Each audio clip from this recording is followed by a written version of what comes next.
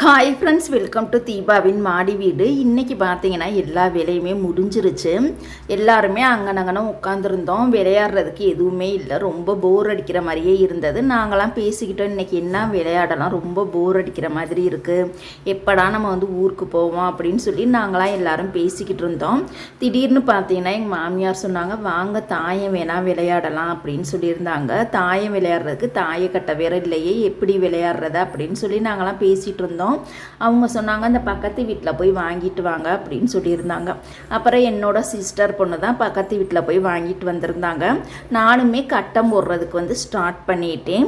அப்புறம் காய் வைக்கிறதுக்கெல்லாம் எதுவுமே இல்லையே அப்படின்னு சொல்லி பேசிகிட்டு இருந்தோம். விளக்கு மாத்து குச்சி, இந்த கல் இதுக எடுத்துக்கலாம், இன்னும் 2 பேர் விளையாடுறதுக்கு புளிய முத்து கூட போய் கேட்டு பாருங்க பக்கத்து வீட்டில் அப்படின்னு சொல்லியிருந்தேன். அப்புறம் அவங்க கொடுக்க மாட்டாங்க, சரி வேறு ஏதாச்சும் பார்க்கலாம் அப்படின்னு சொல்லிட்டு பார்த்தப்போ தான் தைக்கிறதுக்கு யூஸ் பண்ணக்கூடிய அந்த பட்டன்லாம் இருந்தது.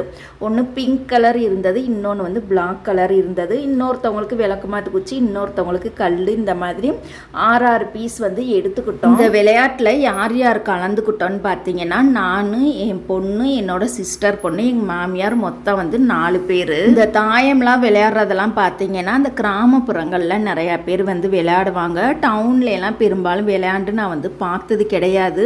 இங்கேயுமே நாங்கள் விளையாண்டோம் அப்படின்னா ஊரில் இருந்து யாராவது வந்தால் மட்டும்தான் நாங்கள் ஜாலியாக பேசிக்கிட்டே நல்லா அரட்டை அடிச்சுக்கிட்டே விளையாடுவோம். என் பொண்ணு ஒரு வேலையாக இருந்தனால அவங்க வரலை. நாங்கள் 3 பேர் மட்டும் ஆட்டையில் உட்காந்துட்டோம். என் பொண்ணு வர்ற வரைக்கும் நம்ம 3 பேருமா சும்மா போட்டு பார்ப்போம், தாயம் விழுகுதா விழுகலையான்னு போட்டு பார்க்கலாம் அப்படின்னு சொல்லிட்டு நாங்கள் கட்டையை வச்சு உருட்ட ஆரம்பிச்சிட்டோம். ஒரு நாளைக்கு 2 அல்லது 3 முறை தாயம் விளையாண்டோம்னா ரொம்ப ரொம்ப நல்லாயிருக்கும். பொழுது சீக்கிரத்திலே போயிடும். பழைய காலத்து விளையாட்டு முறைகள்லாம் விளையாண்டோம் அப்படின்னா ரொம்பவே நல்லாயிருக்கும். உங்களுக்கு தாயம் விளையாடுறது பிடிக்கும் அப்படின்னா கண்டிப்பாக நீங்கள் கமெண்ட் பண்ணுங்கள். இந்த பதிவு பிடிச்சிருந்தது அப்படின்னா லைக் பண்ணுங்கள். நம்ம சேனலுக்கு மறக்காமல் சப்போர்ட் பண்ணுங்கள். தேங்க்யூ.